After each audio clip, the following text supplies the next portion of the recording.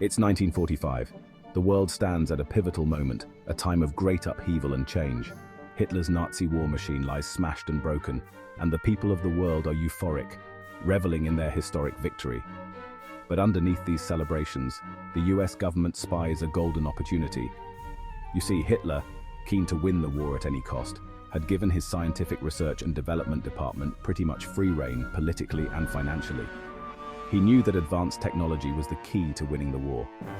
So he had instructed his scientists to develop anything that could help him do that, with no ethical or moral barriers to slow them down. Progress was rapid. In fact, many say that if the Nazis had just a little more time, they would have succeeded in developing technology that would have changed the course of the war, and indeed, the world. Luckily for us, they were not given that time. The US recognized these technological achievements and viewed the research with envious eyes. And so, it was decided that this was too good of an opportunity to miss.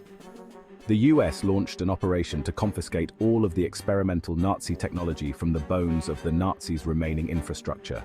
And not only that, but they also recruited the best and brightest minds in Hitler's scientific division and brought them into the fold of the US military. It was called Operation Paperclip, and we're going to discuss how it may have changed the world.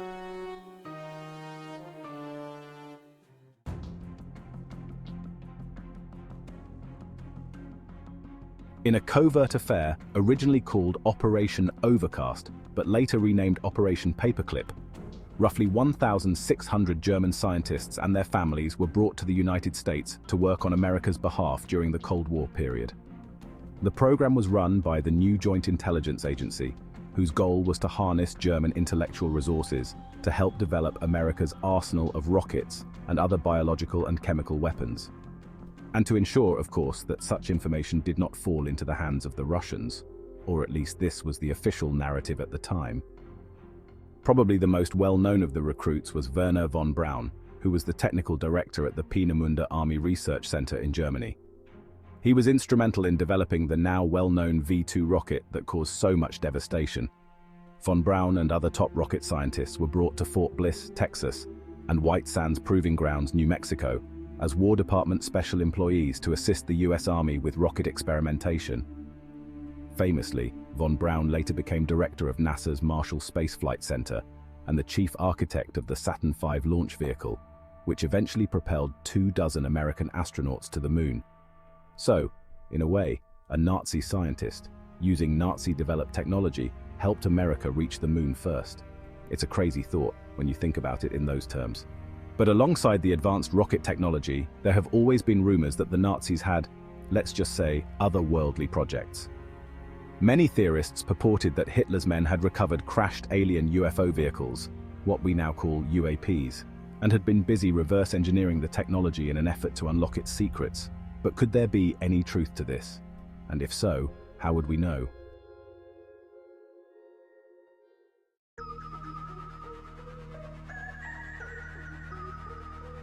During the Second World War, unusual sightings in the skies above Europe were often interpreted as unknown Nazi technology.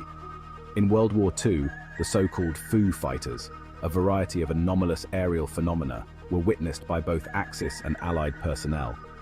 While some Foo Fighter reports were dismissed as the misperceptions of troops in the heat of combat, others were taken more seriously, leading scientists such as Luis Alvarez to begin to investigate them in detail.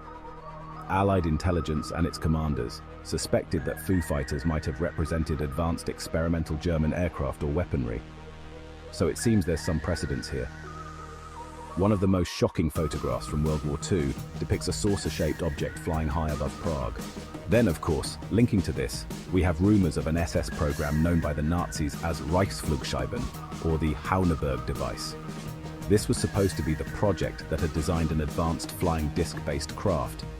And if the specifications for the Hauneberg are true, then with a little more time, the world would have been a completely different place. Again, luckily, this did not happen.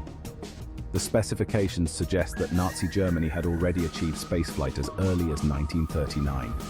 The SS Development Center claimed that a spaceflight-capable craft was able to operate for approximately 55 hours, no matter the weather, no matter the conditions. So was this craft rocket-based? Or could it have involved reverse-engineered alien anti-gravity technology? I guess we may never know. There are many other similar stories and rumors that circulate around this topic. Stories such as Die Glock or The Bell, for example, and most of them cannot be proven one way or another. But what is known for sure is that nothing was off the table for the Nazis during this time. Every avenue was fully investigated, and if they believed there was any possibility of developing a weapon of immense power that could win them the war, they would probably have tried it out.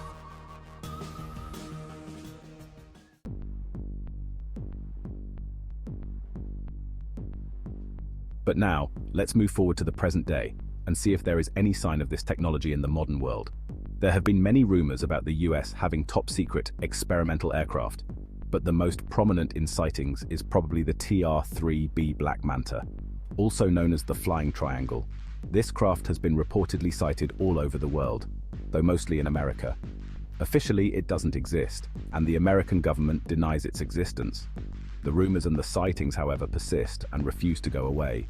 The craft is alleged to use highly pressurized mercury, accelerated by nuclear energy, to produce a plasma that creates a field of anti-gravity around the ship, effectively making the ship weightless.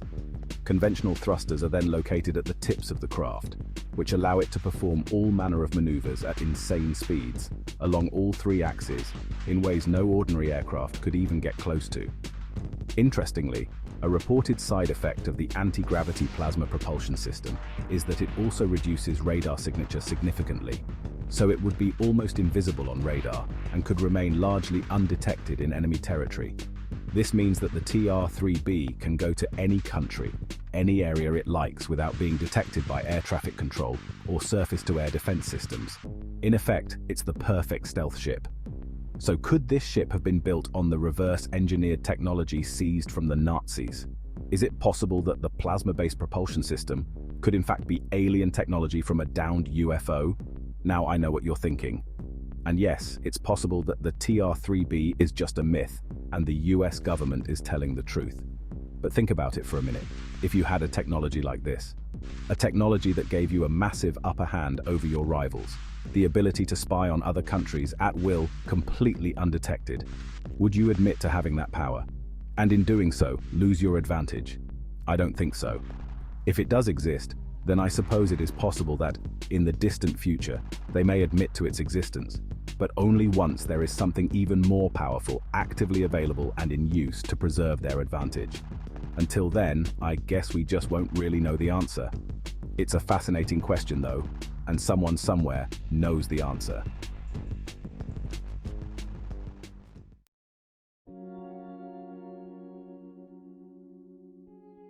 But what do you think? Does the TR3B exist? Could it be based on alien or Nazi technology? Let us know in the comments below, and we thank you for watching.